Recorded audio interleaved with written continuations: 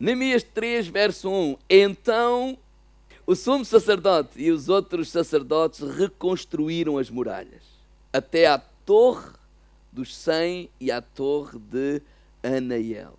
Seguidamente, refizeram as portas das ovelhas e aplicaram-lhe os batentes e consagraram-na. Homens da cidade de Jericó trabalharam ao seu lado, tiveram também o apoio de uma equipa de trabalhadores chefiada por Zacur, filho de Inrim. A porta de peixe reconstruída pelos filhos de Sená, que fizeram tudo. Prepararam a madeira, aplicaram as portas, fizeram as dobradiças e as fechaduras. Meremote, filho de Urias, filho de Cós, ocupou-se da seção da muralha a seguir, mais à frente. Trabalharam Mesulão, filho de Berequias, filho de Mesabel, e Zadok, filho de Baná. Tiveram também a seu lado homens de Tecoa. Eu estou lendo a versão livre, está bem, irmãos? Os seus chefes, porém, não estavam dispostos a empenhar-se neste trabalho. A porta velha foi reparada por Joiada, filho de Passenha, por Mesulão, filho de Besudeias. Prepararam a madeira, colocaram as portas com os gozos e as fechaduras. Na seção a seguir estavam Malatias de Gebião, Jadom, Merenote, homens de Gebião, de Mispá, cidadãos desta província. Uziel, filho de Azarias, que era Orives, e Ananias, um fabricante de perfumes, também trabalharam nas muralhas separadamente. Não foi preciso fazerem-se reparações no setor que iam dali até ao muro largo. Refias, filho de Ur, administrador de metade do distrito de Jerusalém, também participou nos trabalhos da sua zona. Jedeias, filho de Iramoth, reconstruiu a parte do muro que ficava junto à sua casa, e mais ao lado trabalhou Astu, filho de Uzabneias. Irmãos, e se continuarmos a ler até ao versículo 32, o ritmo é este. É uma lista de nomes de gente que trabalhou na reconstrução das muralhas. Pai, nesta manhã te dou graças e te peço, Senhor, usa-me nas tuas mãos para ser um instrumento para transmitir a tua palavra para cada um de nós, Senhor, nesta manhã, Senhor. Paizinho, revela-te a nós, Senhor. Fala-nos, tu és o Senhor, o nosso pastor, aquele que nos guia em todas as coisas, Senhor, em nome de Jesus. Amém. Uma grande obra não se faz sozinho. Irmãos, pensando em Neemias capítulo 1, e resumir assim, de uma forma rápida, em um minuto, Neemias recebe a notícia do estado atual de Jerusalém. Ele está a uma distância de 1000 quilómetros de lá. Ele nunca esteve em Jerusalém, porque ele já nasceu lá na Babilônia. E ele recebe a notícia de que a cidade estava toda destruída, e isso o abala, isso coloca um peso no seu coração. Ele ora, ele clama ao Senhor. E nós nessa primeira lição falámos sobre o coração de Neemias. Mas quando ele ora, quando ele clama ao Senhor, Deus coloca um peso no seu coração de fazer alguma coisa para mudar a circunstância. E aí no capítulo 2 falámos sobre as atitudes de Neemias. Ele fala com o rei.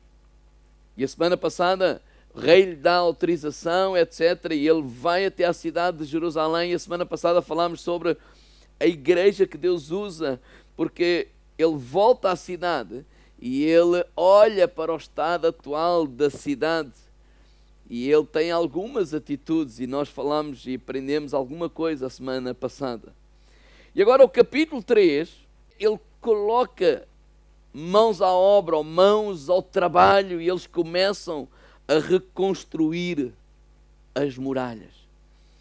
E o meu primeiro ponto desta mensagem no dia de hoje é: tudo começa com uma visão. Diga ao irmão ao lado, visão. E eu não estou a falar de uma visão celestial no sentido de ter, teve aqui um aparecimento. Não. Por exemplo, Neemias capítulo 2, versículo 17 e 18. Já lemos a semana passada, mas são dois versos, eu vou voltar a ler.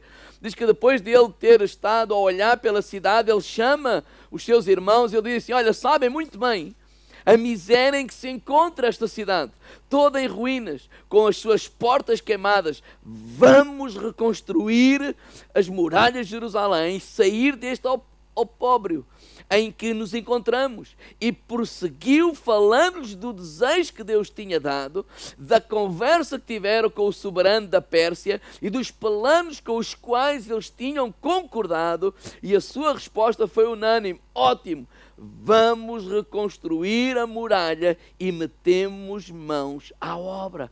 Ou seja, Neemias fala da realidade, mas depois traz uma visão a eles do que poderá ser. Olha, nós vamos reconstruir a cidade, nós vamos reconstruir as muralhas. Bill Hybels, ele diz que visão é uma imagem do futuro que produz paixão. Diga lá, irmão, ao lado, visão é uma imagem acerca do futuro que produz em nós paixão. Josué Gonçalves, ele diz desta forma: a visão é um sonho gerado por Deus no coração do homem. Olha, esse sonho foi gerado no coração de Neemias por Deus. Não, esta é a realidade, mas não tem que ser assim. Pode ser mudado, a circunstância pode mudar, as adversidades podem mudar, nós podemos viver de outra forma, de outra maneira, a cidade pode ser de outra forma. Ou seja, visão nasce com uma atitude de inconformismo em relação à situação. Ele ficou inconformado com a realidade que estava à sua volta. Ele começou a pensar: não pode ser diferente, não tem que ser desta forma. Igreja, se nós não ficarmos inconformados com o caos à nossa volta, nós nunca vamos fazer nada para mudar esse caos. Se nós nos conformarmos com os caos, com a circunstância, nós nunca vamos fazer nada para mudar. Se há circunstâncias na nossa vida que nós já nos habituamos a viver com elas, nós já nos habituamos a conviver com elas, enquanto nós não nos inconformarmos com isso, nós vamos viver dessa forma e não vamos fazer nada para mudar. Um exemplo, por exemplo, é Jesus. Mateus 9, versículo 35, diz que Jesus andava a pregar pelas cidades e as aldeias daquele lugar. E quando ele estava indo de sinagoga em sinagoga, anunciando a palavra de Deus, ele vê uma realidade. Mateus 9, versículo 36, na versão O Livro, ele diz assim: ao ver as multidões, sentiu grande compaixão, pois não sabiam o que fazer, nem onde procurar auxílio.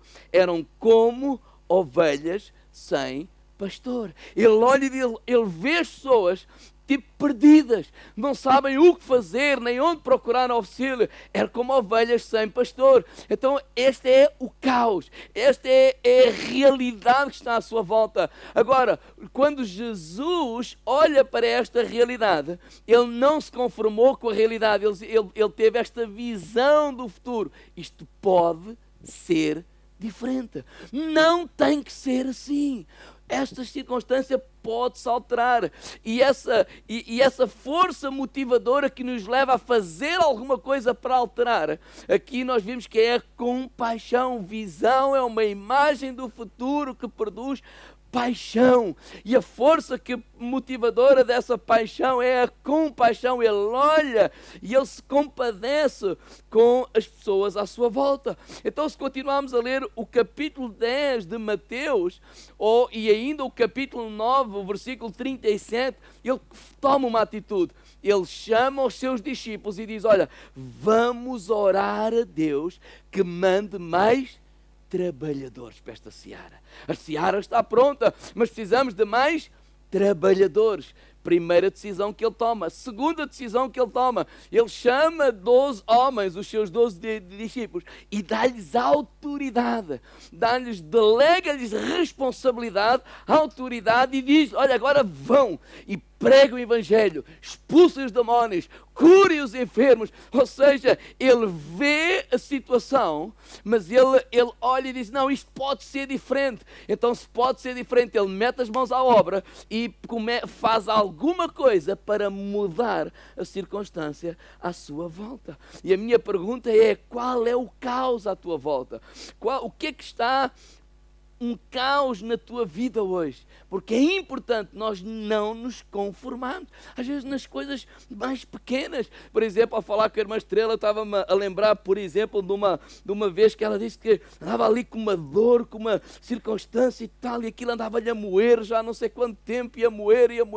E há um dia, ela já sabe a palavra, nós já sabemos a palavra, mas há um dia que ela diz: não, eu não tenho que viver assim. Eu sou uma filha de Deus. Jesus já levou na cruz do Calvário esta enfermidade, esta dor. Em nome de Jesus, eu não aceito isto não é meu, em nome. Ou seja, é uma visão, é uma imagem do futuro que produz paixão. Eu não tenho que viver com esta enfermidade, eu não tenho que viver com esta dificuldade. Não, Deus já me libertou e verdadeiramente eu sou livre. E ao tomar essa atitude, as coisas podem não ser e não são instantâneas, outras vezes são, mas a atitude é uma decisão do nosso coração, e a partir dali eu começo a declarar outra coisa, a falar outra coisa, e passado um tempo, o que acontece? Eu não mais vivo com aquela dor, eu não mais vivo com aquela dificuldade, porque Deus transformou, Deus operou. Mas há um clique que tem que acontecer no nosso coração, dizer assim: não nos conformarmos. Há uns meses atrás eu falava que andava tipo do braço, está um bocadinho melhor, mas doía, mas continuei a fazer o mesmo. E é isso que acontece, de repente eu digo: não, eu não tenho que viver assim, eu vou viver crendo na palavra de Deus. Senhor, tu já levaste. E continuamos a louvar, continuamos a vir à igreja, continua a doer, continua a fazer isto, e continuamos a fazer o esforço, e continuamos a fazer o que temos que fazer, mas crendo na palavra de Deus. E há um dia que de repente dizer assim: não, ele desaparece, porque Deus tem poder para transformar as circunstâncias. Então, visão é esta imagem do futuro que produz paixão em nós. Nós não nos conformamos com a realidade, dizer assim: não, isto pode ser diferente e vai ser diferente. Então isso nos coloca a trabalhar noutra direção. Segundo, uma grande obra não se faz sozinho. Digo ao irmão ao lado: não se faz sozinho. É impossível. Olha, por exemplo, daqui 2 imagens, eu não sei se vamos conseguir ver bem. Vocês já viram, por exemplo, isto é as muralhas que eles teriam que reconstruir. Já viram, por exemplo, a diferença que há entre o tamanho de um homem e a altura da muralha? Era isto que eles tinham que fazer. É impossível ser feito por uma pessoa só. A outra imagem, e isso não era só um bocadinho, vocês já viram a quantidade de muralha que está por ali? Tudo isto é uma obra grandiosa, é impossível fazer sozinho. Por isso o capítulo 3 parece assim meio chato, entre aspas, porque é uma lista de nomes, mas é uma lista de pessoas, nomes que relatam de pessoas que abraçaram esta obra juntamente com Neemias, juntamente com todos os outros homens, e aquilo que parecia impossível aos homens foi possível. Estes homens, com uma atitude correta, com o coração correto, eles finalizaram a obra em 52 dias. Diga ao irmão lá: é possível. Agora, pessoas precisam de pessoas.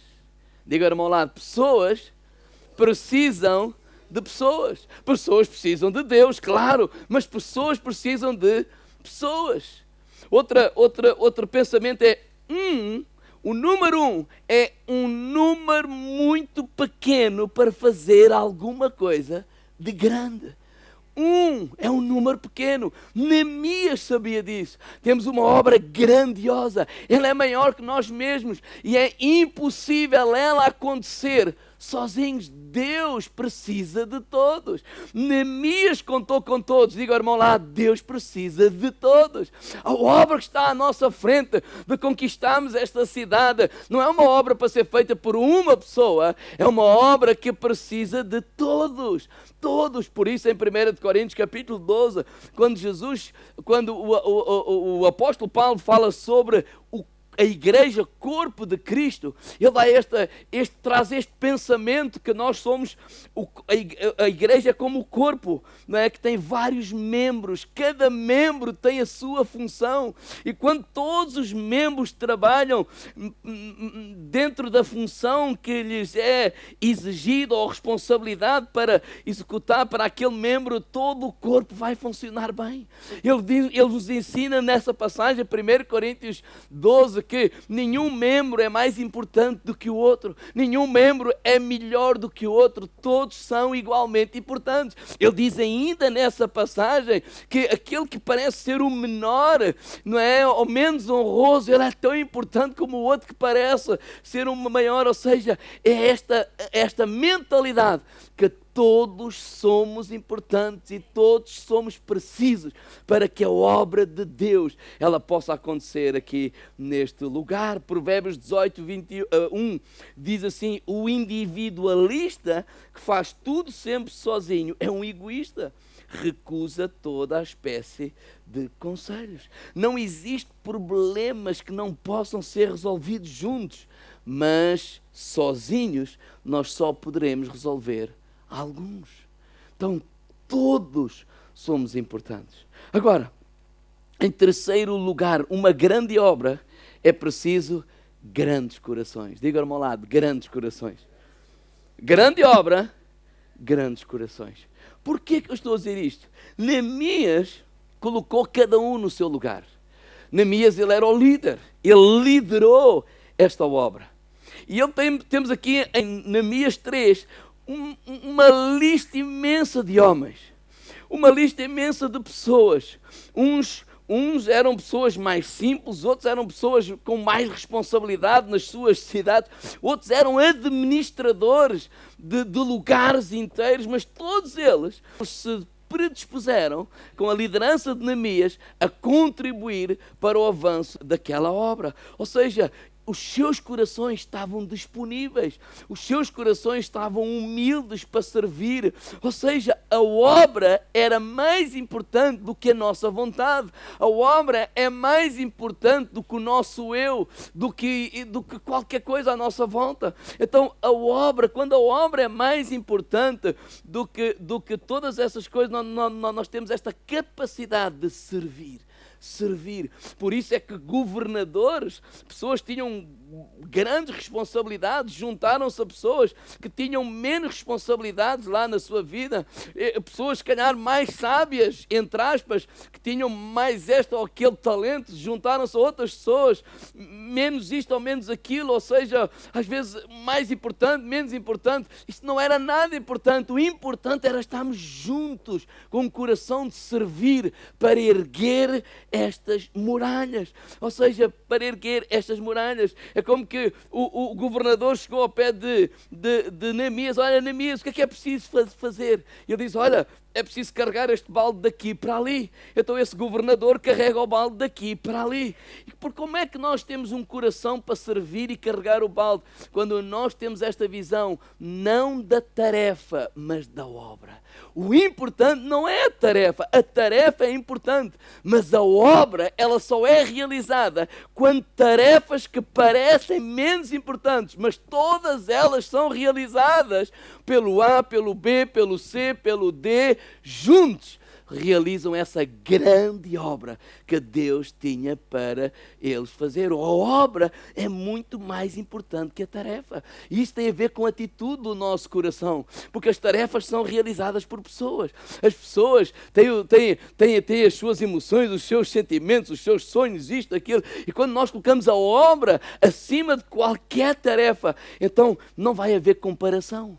então não vai haver competição, então não vai haver inveja, esta mentalidade, isto é melhor, ou isto é pior, eu é que devia estar aqui, eu é que devia estar ali. Tudo isso impede que a obra seja feita, tudo isso impede porque estamos a valorizar mais a tarefa do que o todo. E quando nós valorizamos mais a tarefa, e parece que a tarefa é para eu, para realização pessoal, nós já estragamos tudo, nós já ultrapassamos aquilo que devia ser ultrapassado, que era a visão, é o todo, a obra, aquilo que nós estamos a fazer. Então não importa o meu coração, no sentido, não importa eu sobressair ou deixar, importa que esta tarefa seja realizada, e esta tarefa, e esta tarefa, e esta tarefa, quando todas elas estiverem realizadas, a obra, ela é feita. Mas para que isso aconteça, tem que haver corações de servos. Diga ao irmão lá, de corações de servos.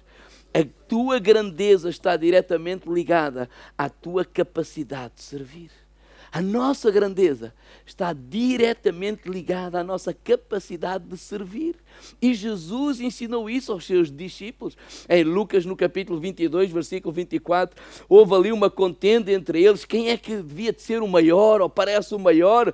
E Jesus disse, os reis dos gentios dominam sobre ele. E os que têm autoridade sobre eles são chamados benfeitores. Mas não será assim entre vós. Antes, o maior entre vós seja como o menor, e quem governa como quem serve. Pois qual é o maior? Quem está à mesa ou quem serve? Porventura não é quem está à mesa? Eu, porém, entre vós sou como aquele que quem serve. Ou seja, este é o coração. Por isso Deus nos deu talentos. Mateus 25, quando fala da parábola dos 10 talentos, Deus nos deu talentos, capacidades, recursos, tempo. Ou seja, podemos incluir todas estas coisas nessa parábola dos 10 talentos. E qual é a grande questão da parábola dos 10 talentos? É o que é que eu estou a fazer com o talento que Deus me deu. Não é o que é que eu fiz, não é quando eu tiver tempo eu vou fazer. Nós somos chamados o que é que estamos a fazer. Aqueles que receberam 2 talentos e multiplicaram, diz, servo bons e fiel, sobre o pouco foste fiel, sobre o muito te colocarei. Aquele que recebeu o talento e enterrou, não, eu não tenho tempo, não, eu não tenho vida, ou qualquer outra coisa. E ele disse, mau e negligente servo. E foi o que é que Jesus fez? O que é que essa parábola nos ensina? É que ele tirou aquele que tinha só um e deu àquele que tinha 10, porque ele agora tinha 10, ficou com 11. Isto é diferente desta mentalidade de, pronto, como é que nós fazíamos nos dias de hoje, não é? Podes vir aqui, Fabiano, já agora, e o Paulo e a Leila, se faz favor, sim, podem ficar assim aqui. Um aqui, outro aqui e outro aqui. Você imagina, o Paulo recebeu 5 talentos, o Fabiano recebeu 2, a Leila recebeu 1. Depois pode voltar a ouvir a mensagem em casa. Está lá no YouTube. O Paulo trabalha e agora tem 10 talentos. O Fabiano trabalha e agora tem 4 talentos. A Fabiana. A Leila tem 1. E o Senhor aparece passado muito tempo. E o Paulo diz, olha, eu com estes 5 granjeei outros 5, toma lá, é teu. E o Senhor disse, servo bom e fiel. O mesmo aconteceu com o homem que recebeu 2 talentos. Mas aquele que recebeu 1, ele disse, não, eu temia, eu tinha medo que tu me sequei, e ele disse, mau e negligente servo. Na nossa mentalidade do amor, se este tem 10, este tem 2, tem 2 não, tem 4, e este tem 1, o que é que nós fazemos? Nós temos que andar em amor, nós temos que, nos ajudar uns aos outros. Então vamos tirar, por exemplo, ali do que tem 10, que também tem muito, vamos equilibrar a coisa e ele fica só com 8. E agora damos aqui e ela fica com 3. Ou então tentamos equilibrar e confundimos o amar, uma série de coisas. Mas não é isso que nós vemos na palavra de Deus. Não é ele que tem que dar, ou tira-se dali para dar aqui, porque coitado, pronto, vamos dar mais uma oportunidade, e mais outra, e mais 10, e mais 20. Ele não quer, não faz nada. Mas a gente, pronto, temos que andar em amor. Não. O que eu vejo aqui na parábola é que ele tira o que tem um e dá ao que tinha 10. Porque ele tem o que ela não tem. Este coração de servir. Este coração determinado, este coração de dizer, não, a vida que Deus me deu não é para ser perdida, é para ser ganha a fazer a vontade dEle. Por isso é que o versículo diz que até aquele que tem lhe será tirado, porque foi mau e negligente. Podemos dizer que ele foi fiel. Fiel por quê? Porque guardou, não perdeu. Não, nós não somos chamados a não perder, nós somos chamados a ir ganhar. É ir trabalhar, é ir esforçar. Podem ir, obrigado. Nós somos chamados a fazer alguma coisa. Nós não somos, pronto, olha, a igreja não cresceu, mas também não caiu. Tipo, pronto, manter. Não, nós não somos chamados a manter. Nós somos chamados a ganhar. Nós somos chamados a trabalhar. Nós somos chamados a esforçar. Não deu desta maneira, vamos fazer da outra. Não deu da outra, vamos fazer da outra. Não deu da outra, vamos fazer da outra. Vamos, enquanto tivermos fogo, vamos trabalhar. Para quê? Para fazer a vontade de Deus e construir a obra, Então, aquilo que nós somos chamados não é a nós enterrarmos os talentos, nós não somos chamados a ficar apenas na igreja a consumir, não, nós somos chamados a colaborar, a dar, a fazer parte, porque um gesto da tua parte, um gesto teu pode mudar a vida de uma pessoa. Esta obra foi consumada, sim, os muros foram erguidos, sim, porque eles colaboraram, eles trabalharam. Estes corações, grandes corações, está-se a falar de quê? Pessoas que servem. Diga ao irmão ao lado, pessoas que servem. Pessoas que servem. Quando eu falo de grandes corações, sabe o que é que eu estou a falar? Esta capacidade de se relacionar. Quando nós lemos o capítulo, não só 3, 4, 5, percebemos em todo o contexto do livro que havia harmonia entre todos eles. Ou seja, um bom relacionamento entre todos eles. Casey Tree diz assim, a sua capacidade de se relacionar decidirá o seu destino.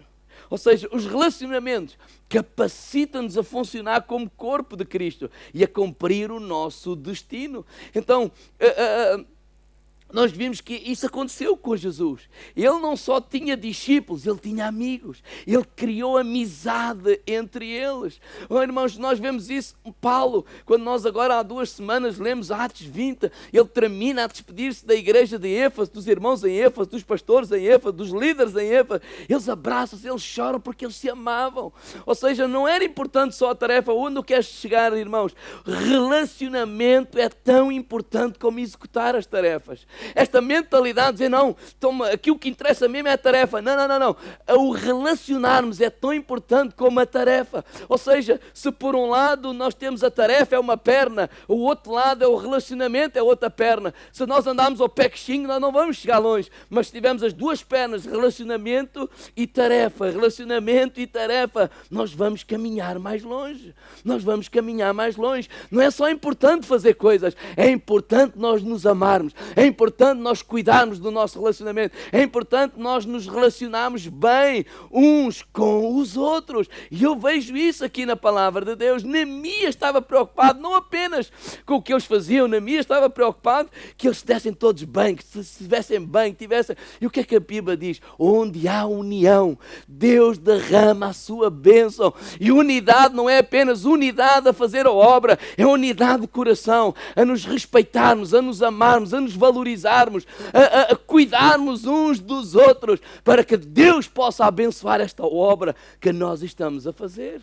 Em quarto lugar, o que é que eu quero partilhar? Uma grande obra é preciso foco. Diga ao irmão ao lado, estamos focados. Claro que vai haver pessoas que não querem. Eu não sei se os irmãos passou ao lado ou não, mas vamos voltar a ler o versículo 5 de Neemias capítulo 3, que diz que tiveram também ao seu lado homens de Tecoa. Os seus chefes, porém, não estavam dispostos a empenhar-se neste trabalho. Eu não sei se eles chegaram lá, os chefes, ao Neemias. Então, Neemias, o que é preciso fazer? Olha, carrega este balde daqui para ali. Isso não. Qual foi a atitude deste povo? Vocês, irmãos, acham que o povo ficou desanimado porque aqueles não quiseram? O povo parou a obra porque aqueles lá não quiseram fazer? Não. Eles não se incomodaram nem um bocadinho. E porquê? Porque eles estavam focados na obra. Eles estavam focados na grande obra. Eles tinham uma visão. Ou seja, visão é uma imagem do futuro que produz paixão. Nós olhamos lá para a frente e dizemos assim, é isto que nós podemos ser. E é isso que nós vamos ser. Então vamos trabalhar para ser isso em nome de Jesus. Então, irmãos, vai sempre haver pessoas que não querem trabalhar. Vai sempre haver pessoas que não querem construir. Vai sempre haver pessoas que acham isto ou acham aquilo. E sabe o que é que eu aprendo? Que eu preciso trabalhar com quem quer. Eu preciso trabalhar com quem está disponível. Eu não posso me focar, nós não podemos nos focar em quem não quer, igreja.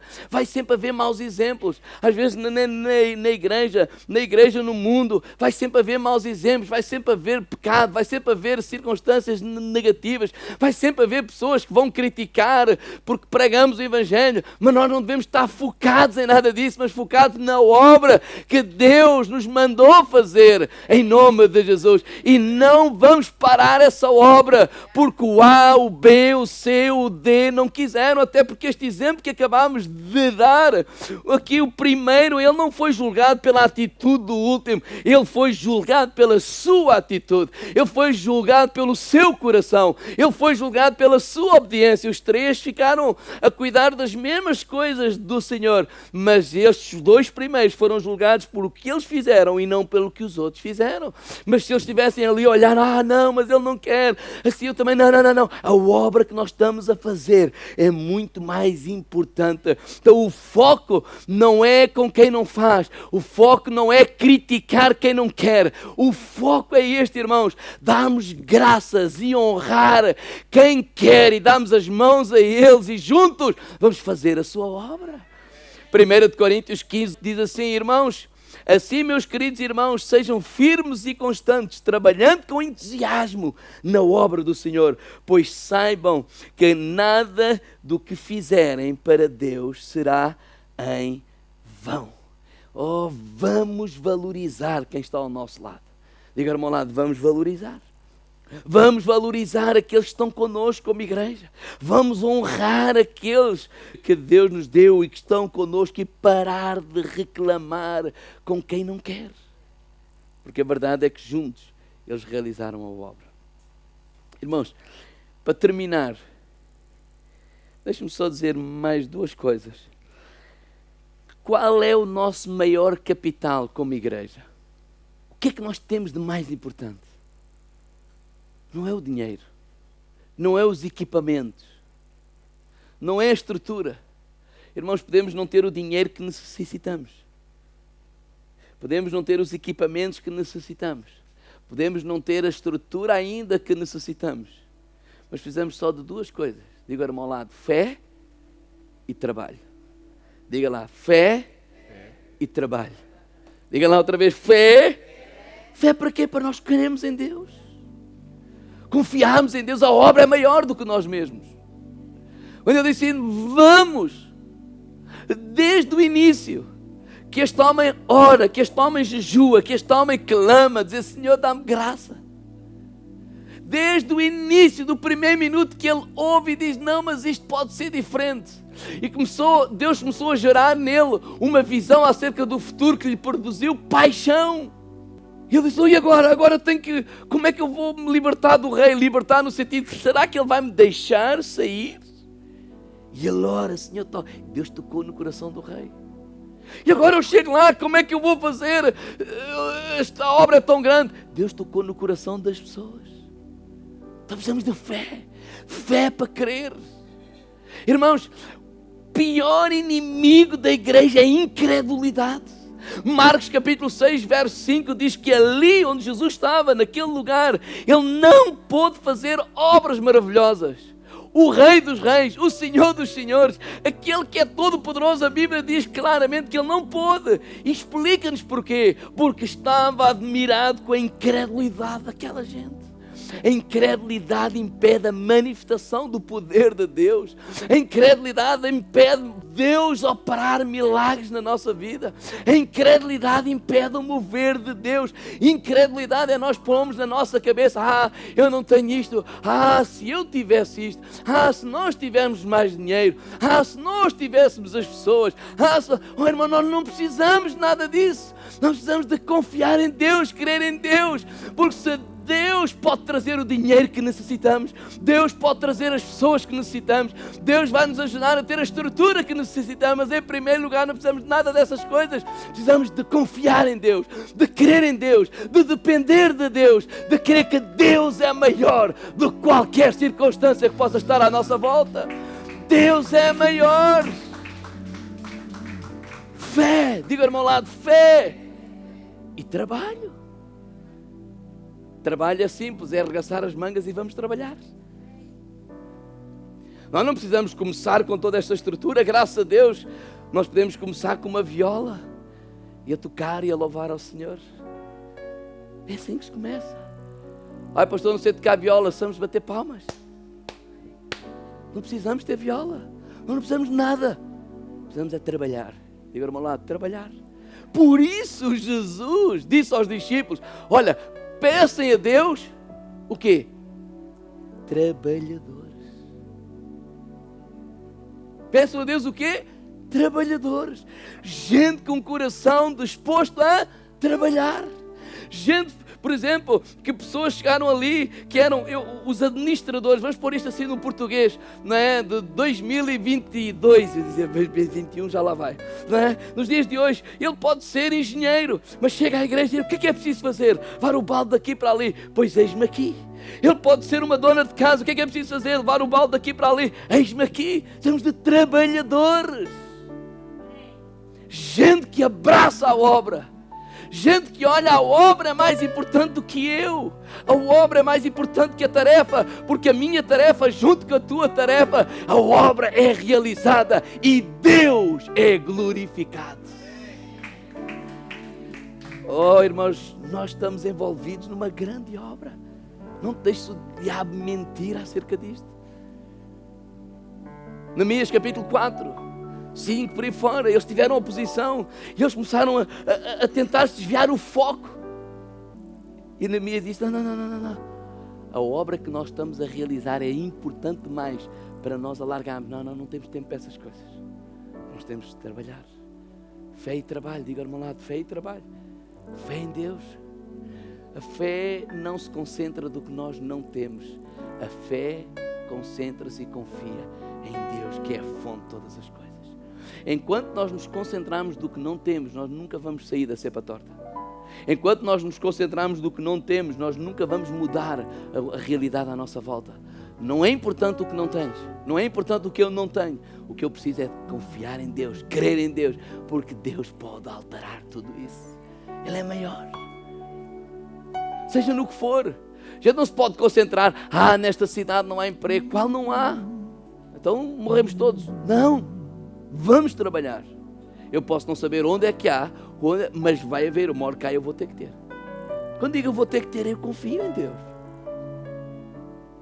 Vou lembrar há 20 anos atrás, quando a minha filha queria ser professora, logo ouvia alguém: mas tu não te metas, isso, tu não...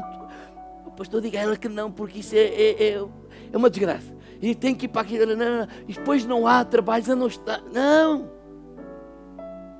E depois, um dia de cada vez. Agora estudas, agora tira o curso. Quando for à altura de empregado, Deus vai abrir um caminho. Deus vai abrir um caminho. Irmãos, um espírito de fé é crer cá dentro: Deus está comigo. E aquilo que eu necessitar, Ele vai trazer o suprimento. E Ele vai abrir. O que nós precisamos é de fé e de trabalhar. Irmãos, eu termino dizendo isto: Neemias deixou o seu conforto e foi para um lugar caótico para ser usado por Deus para mudar a situação. O nosso Senhor Jesus Cristo deixou o céu e veio para a terra, este lugar caótico, para mudar a situação.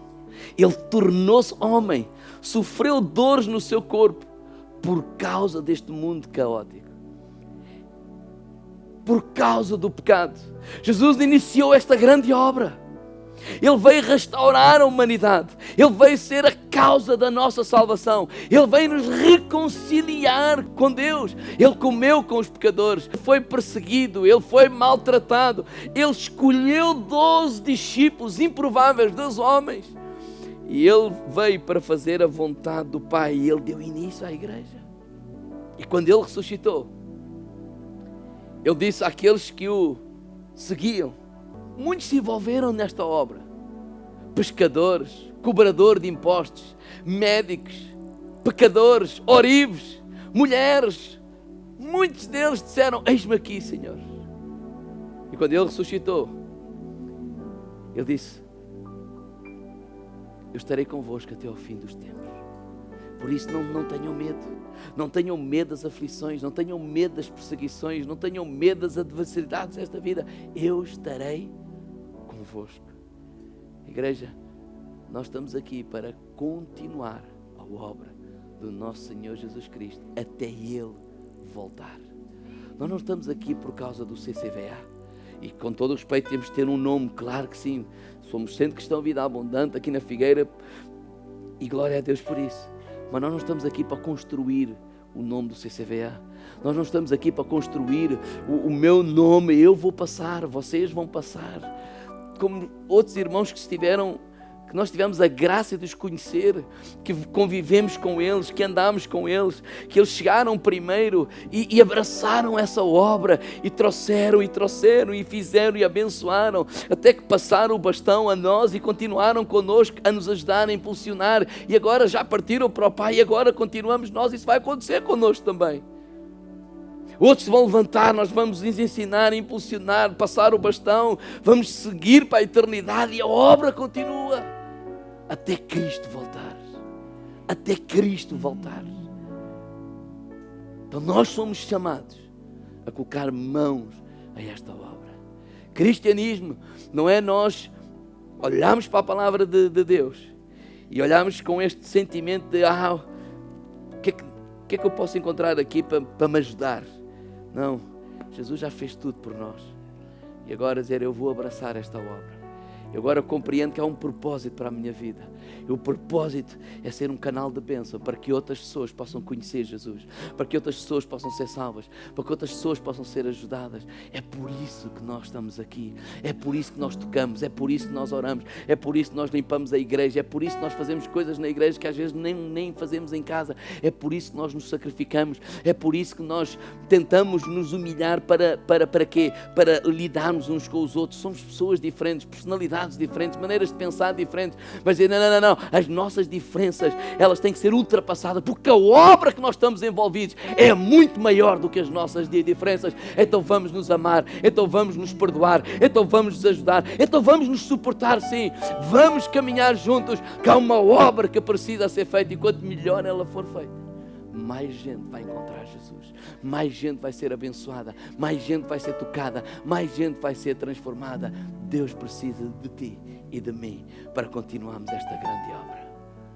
Uma obra grande, ela não se faz apenas com uma pessoa, nem com meia dúzia de pessoas. Ela faz com todos nós. Todos nós. Será que podemos ficar de pé?